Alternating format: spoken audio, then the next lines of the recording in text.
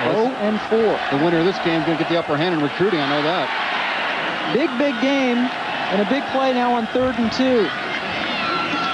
Marshall has beaten them a couple of times on 3rd down, but not this time. Maryland finally stiffens up. David Holloway holding on to Marshall's ankle, and the Terps are going to get the football back. I tell you, these linebackers for Maryland do a tremendous job. David Holloway, the son of Brian Holloway, the former NFL offensive tackle for the Patriots and Raiders. Just conversion to the football. They took every gap away from Rasheed Marshall and forced him to punt here. So on 4th and 2, remember, West Virginia, after that substitution, had it 1st and 5. And again, they don't want to go anywhere near Suter, and Suter catches it as he's going out of bounds. Maryland will start from its 19 after that Phil Brady punt. Maryland and West Virginia, 2 teams that are nationally ranked and are unbeaten so far. Might be, in fact it is, Maryland is the only ranked team that West Virginia has on its schedule.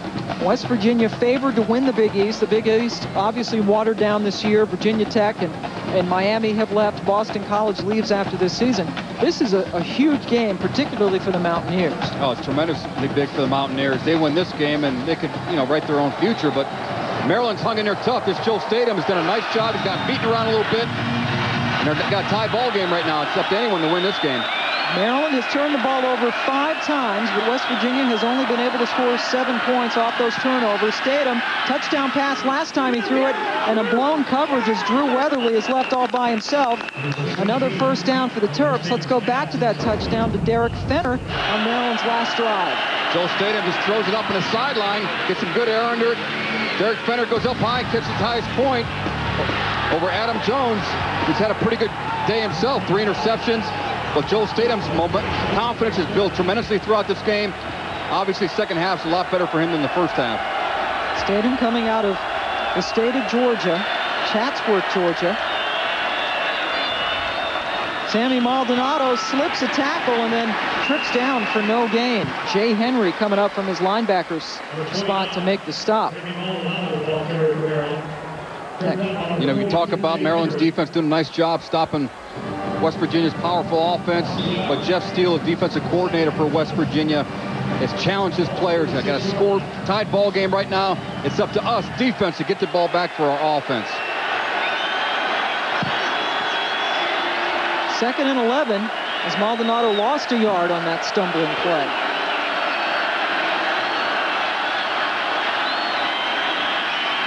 Statham, under pressure, gets rid of it. One of his underneath guys, as he finds Rob Abiamiri. Abiamiri is a guy who had a very promising, was very promising for Maryland in 2001. Had a foot injury that has limited him the last couple of years, but has made a couple of big plays here today. But Maryland still short of the first down, and now the crowd, 60,000 people jamming into this stadium on 3rd and 3.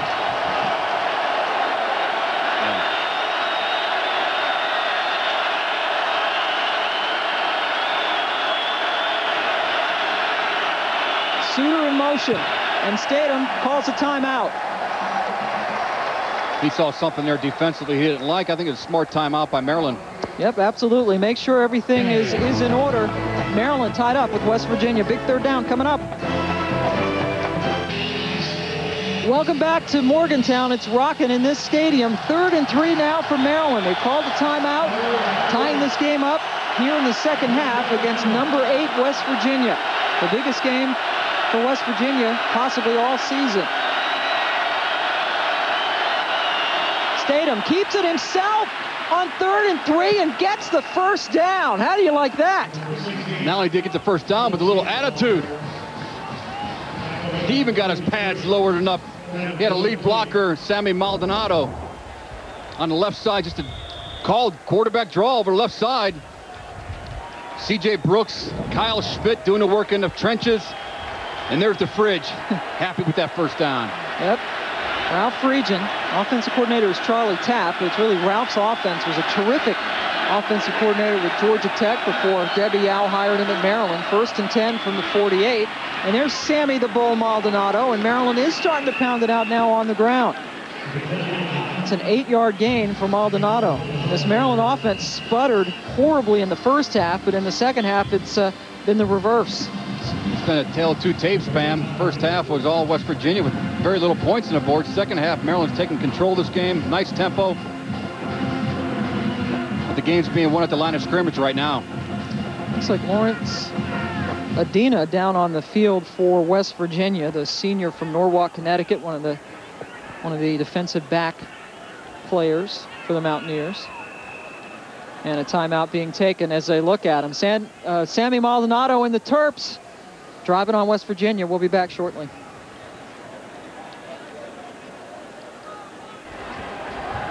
Lawrence Adina walked off on his own power. We hear from the sidelines Dave Ryan telling us that it is a stinger. They do expect, or at least hopeful, that he'll be able to come back in, but obviously something you want to be careful with. 2nd and 1 for the Terps. Sammy Maldonado in the backfield behind Joel Statham. Jojo Walker in motion. They give it to Maldonado, and Sammy picks up another first down for Maryland. So, boy, Joel Statham got off to a horrible start this afternoon, but has come on strong. Now as you come on strong, he's been the leader in the second half for this team.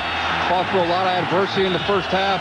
3 interceptions, 1 fumbled pitch, but this touchdown here turned everything around for Maryland and Joel Statham. Big third down run to convert for a first down and keep this drive going. They called quarterback draw on 3rd and 3, and he made it easily. 1st and 10 now for the Terps on the 40 of West Virginia. Maldonado off the left side of that Maryland line, keeps it going, and Pac-Man Jones tackles him down, about an 8-yard gain. Let's go to Matt Weiner. Pam, Cincinnati and Syracuse getting interesting. 4th and goal for the Bearcats. Gino Gaduli making things happen. He already has 3 interceptions in this game, but he finds Brent Selleck on 4th and goal. So it's a 10-7 Syracuse lead. This comes right back, and this is not going to make Mark D'Antonio very happy. Perry Patterson try to find a defender within 10 yards of Damian Rhodes. 17-7 Cuse.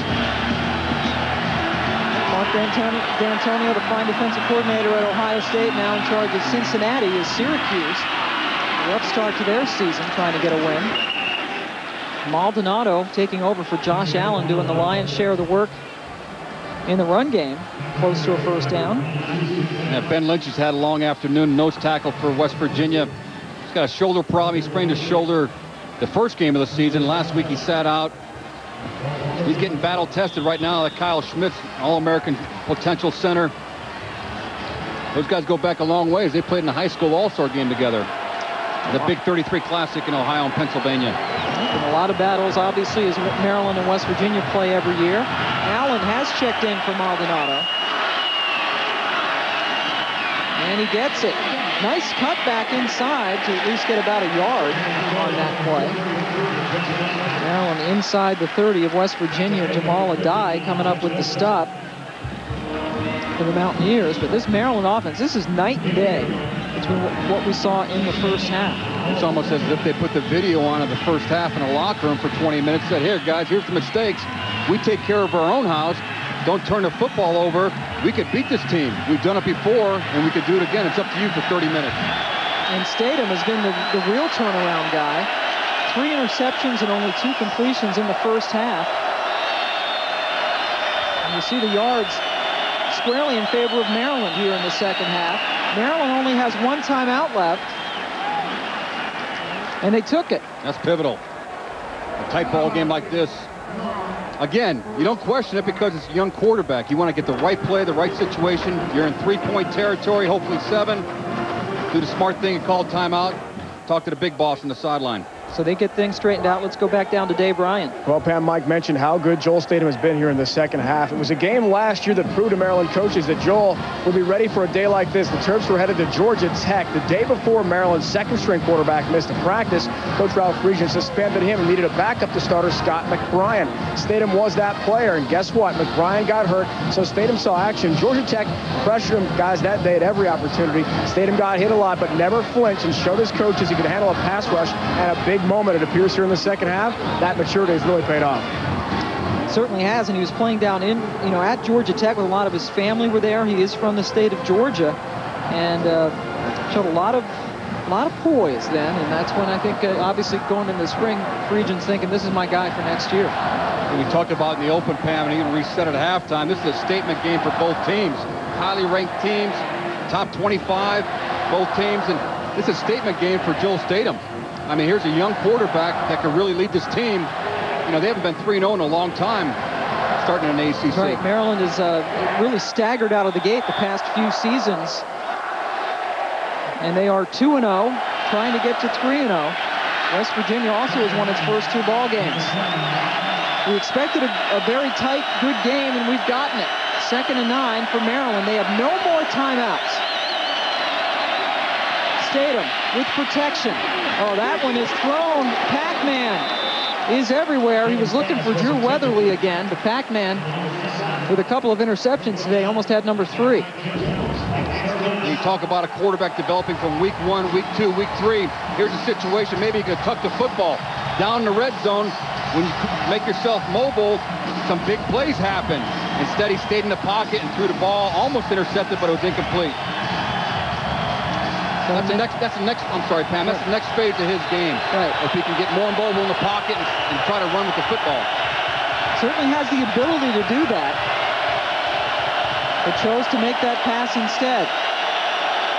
So now 3rd and 10. Statham over the middle. Boy, he floated that one. And another opportunity for West Virginia. Boy, he was looking for JoJo Walker. But Larry Williams was among those in the area. Another dangerous pass thrown by Statham. You know, first down, they were winning at the line of scrimmage with the running game. The last 2 situations, they went to incomplete passes on 2nd down, 3rd down. Again, Joel Statham, the last play, didn't step into it. He wished he could have that one back, if not run the football, at least try to make a better completion or a better throw. Nick Novak, one of the best kickers in the country, is hit from 31, but this one is from 46. The wind at his back, but swirling off to the right. Novak's kick is perfect. And he gets a bunch of bear hugs, and Novak again showing what a great kicker he is as he nails it home from 46. And Maryland has taken the lead for the first time in this game. It was bound to happen. He's made well over 85% of his field goal attempts out of his last 78. That's a big 46-yarder for the Fridge. Nick Novak has just kicked a 46-yard field goal, his longest of this young season. He has a career long of 54, so the 46 would have been good from 54. He really hit the ball well. And Maryland has its first lead of this game. West Virginia might look back at the end of this one, Mike, say, hey, we had all these opportunities with the 5 takeaways and unable to capitalize, and now West Virginia has to play from behind. Well, they got 9 minutes to re-justify who they really are in this Big East. And Pac-Man Adam Jones thinks twice and decides to take a knee instead of bringing it out from about 5 yards deep. Maryland certainly has given West Virginia opportunities. The 5 takeaways and just 7 points off of it. He had a punt, a fumble, a missed field goal, and another punt surrounding the touchdown. They had a minimum of 12 points there. They got the touchdown here. They get 3, possibly for 3 there. That's 12 points that are missed opportunities. That really hurts a ball club, especially when trying to complement the defense. But instead, they went into the locker room with only a 7-3 lead at the half, got a field goal to go up 10-3. Derek Fenner has caught a touchdown pass, Nick Novak's 46-yard field goal, and just like that, Maryland's up by 3. Marshall looking for the home run ball, going deep, and that one is thrown well in front of his intended receiver, Chris Henry.